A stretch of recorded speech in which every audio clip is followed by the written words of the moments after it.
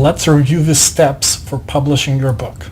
First, you are going to brainstorm. Now, a technique that I found very useful for brainstorming is called mind mapping, where you basically put down an idea in the center of a piece of paper, if you're doing pen and paper, and you start drawing branches, and you basically put a word in each branch and then continue expanding. So by the end, it kind of looks like a spider diagram. Now, one app that I found to be really useful for brainstorming, especially on the go, where you might not always have a piece of paper and the pen, is called Mindly. The checklist includes a link directly to the app. Once you have your brainstorming diagram, what you're going to do is you're going to look at the diagram and you're going to create a video just like this one, where you're talking directly into your phone.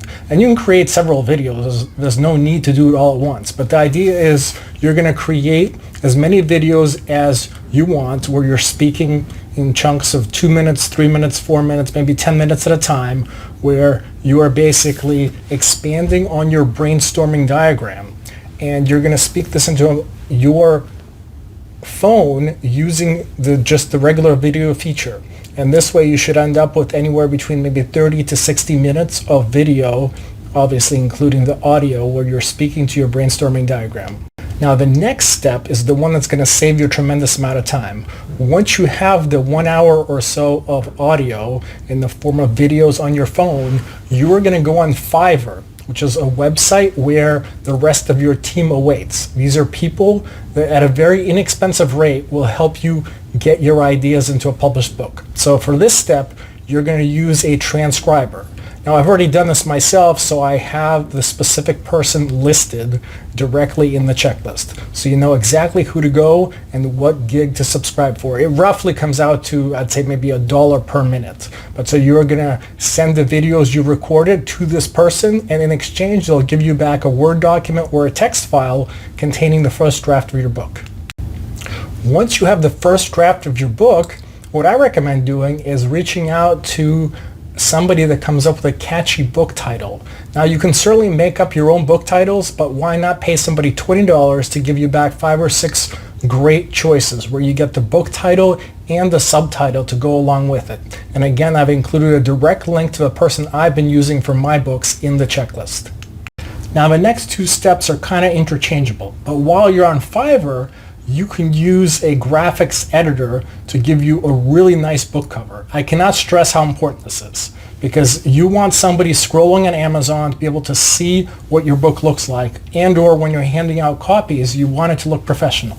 So definitely invest the $20 or $40 to get a professional book cover. And again, the person I've been using, who I absolutely love, is included in my checklist. Now, for actually getting your first draft edited and maybe making some minor tweaks, I recommend buying a software called Scrivener. This will allow you to import the transcript that you got back from the transcriber and make whatever corrections you want. You want to read through it, maybe make a few minor corrections. And the nice thing about Scrivener, again, you can get the software for, say, $40 or $45 lifetime, and it's just installed in your computer. And it works for Mac and Windows. And not only can you use it as a word writing and editing software, but you can use it to produce the necessary formats you need. So at the push of a button, you could say, give me the format of this document for the Kindle, or give me the format of this document for the print version of the book. One of the things you'll need to tell your graphics designer, which was the previous step we talked about, is how many pages you have in your print book. Again, if you're only creating a Kindle book, then this is not necessary. But for print, which is really what you want, to be able to hand out to people at networking, business events, at conferences, and so forth, is you'll need to know the number of pages. And although you don't absolutely need to use Scrivener, you can use Word or Google Docs to come up with a number of pages. Again, this is a tool that I found useful, so that's what I recommend doing. Now that you have your cover page for the cover for the book, and you have the formats that you need, whether it be Kindle or print or both. Again, I opted for both since you're writing the book already or speaking it, as the case may be.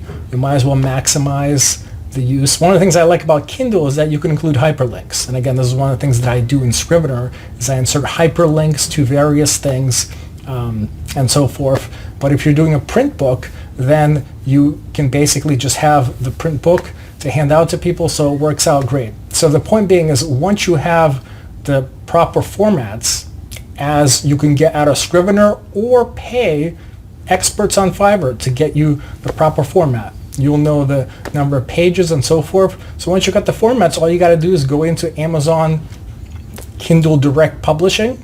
It's a separate website, and you can upload your files, put the price on, and order your own author copies of the book.